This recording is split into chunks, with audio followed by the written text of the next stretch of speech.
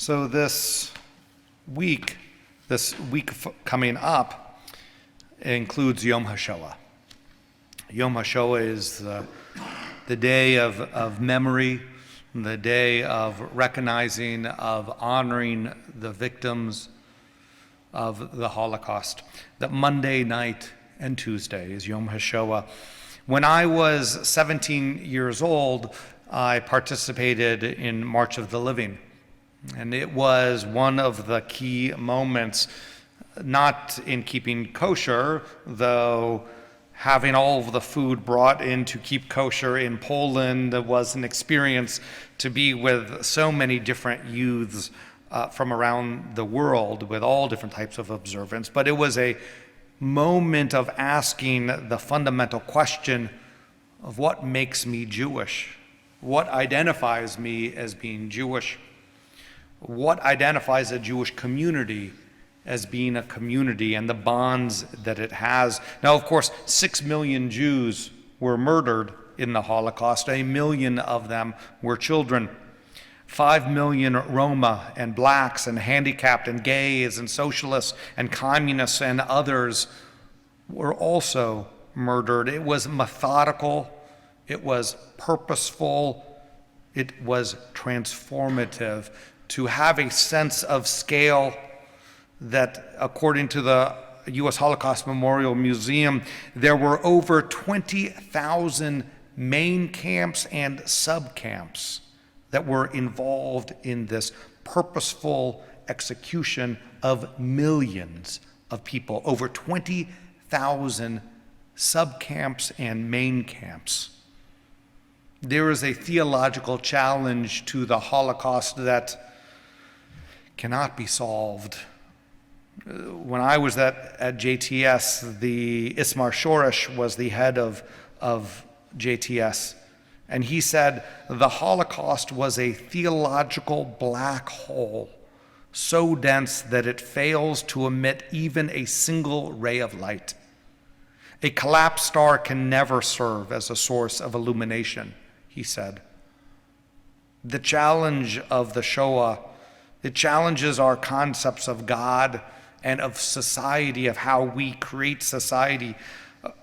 Richard Rubinstein wrote in his book, The Cunning of History, in 1975, he wrote, "When men and women reflect on the theological significance of Auschwitz, they tend to reduce the issue to the problems of theodicy. How, they ask, could the all-wise, all-powerful Lord of history have permitted so great an evil? Undoubtedly," he wrote, "the question of God and human evil is one of the most serious problems arising out of the Holocaust.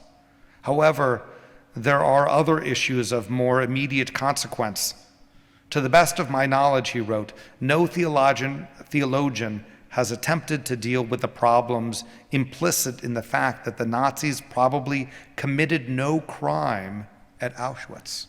Everything that they did was legal according to their laws. The natural temptation of theologians would be to assert the existence of either a natural or a God-ordained law binding upon all men and nations in terms of which the Holocaust can be judged. Unfortunately, even if it were possible to prove that such a law exists, it is difficult to see what practical difference that would make in the arena of contemporary politics," he wrote.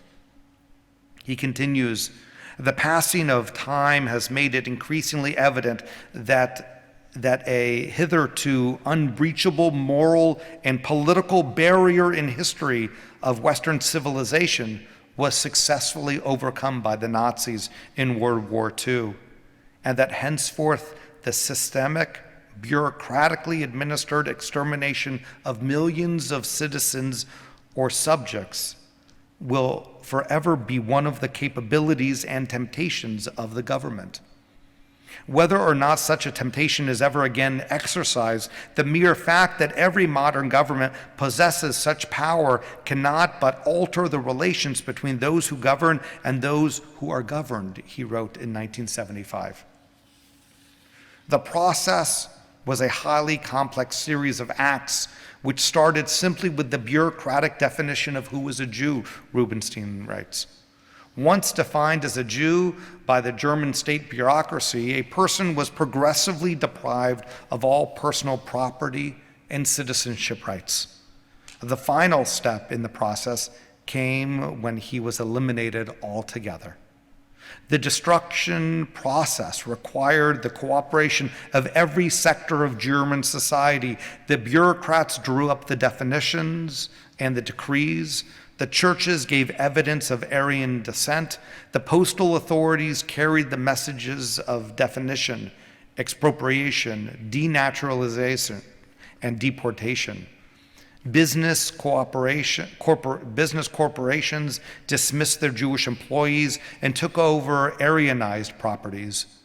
The railroads carried the victims to their places of execution, a place made available to the Gestapo and the SS by the Wehrmacht.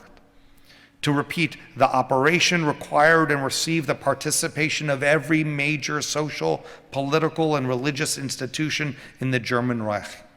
He writes, what are our assumptions about the God that would allow this to happen? What are our assumptions about God, about God's characteristics? In the biblical depictions of God, that there is a God of reward and punishment. Of course, this is the second paragraph of the Shema in Deuteronomy. It says, if then you obey the commandments that I enjoin upon you this day, loving the Lord your God and serving him with all your heart and soul, I will grant rain for your land in the seasons, the early rain and the late. You shall gather in your new grain, wine, and oil. And I will also provide grass in the fields for your cattle. And it goes on. And of course, if you do not follow the commandments, then punishments will happen. Things will be withheld. That is the God of reward and punishment as we recite throughout the Shema. We believe in the God as depicted, the God that is slow to anger. Adonai, Adonai, El Rachum V'Chanun, Erech Apayim, V'Rav Chesed V'Emet. Then the Lord passed in front. Lord God, God of compassion and graciousness, slow to anger and abounding in loving kindness and truth. This is in Exodus and repeated in our liturgy. The Bible and the liturgy portrays a God that intervenes in history and in our daily lives. God splits the sea. God gives healing and protection. God intervenes in our individual lives, but not in the national experience of the Jewish people and also in our lives. In the Siddur, we also recite the Hashkivenu prayer at night. God is a protecting talisman, if you will. Allow us, Adonai, our God, to sleep peacefully. Awaken us to life, O Sovereign. Spread over us your canopy of peace. Restore us with your good counsel and save us for the sake of your name. Shield us. Remove from us enemies, pestilence, sword, starvation, and sorrow. Remove the evil forces that surround us. Shelter us in the shadow of your wings. For you, God, are sovereign, merciful, and compassionate. Ensure our going and our coming for life and peace now and forever. May you spread over us your canopy of peace, over us, over the people Israel, and over Jerusalem.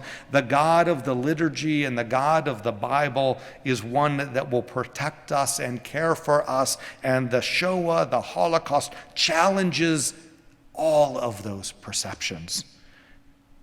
Because the people that were murdered were not only Jews, but they were Jews of faith and of not faith. They were Jews that lived in shtetls, and they were Jews that lived in cities. And it pushes us to create new concepts of God. Now, before the Shoah, Jewish theology was evolving and developing and changing and morphing in fascinating and exciting ways.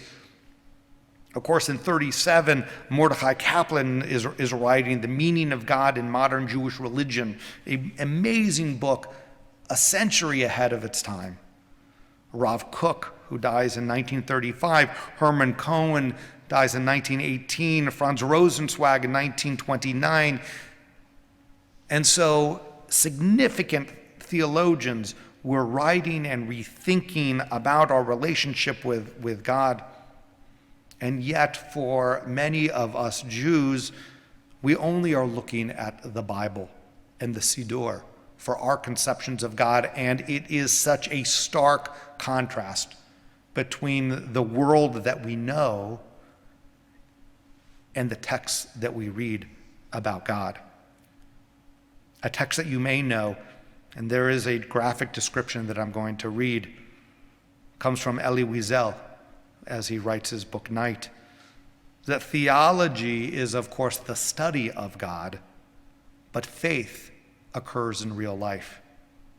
So Wiesel writes this: one day, when we came back from work, we saw 3 gallows rearing up in the assembly place, 3 black crows. Roll call.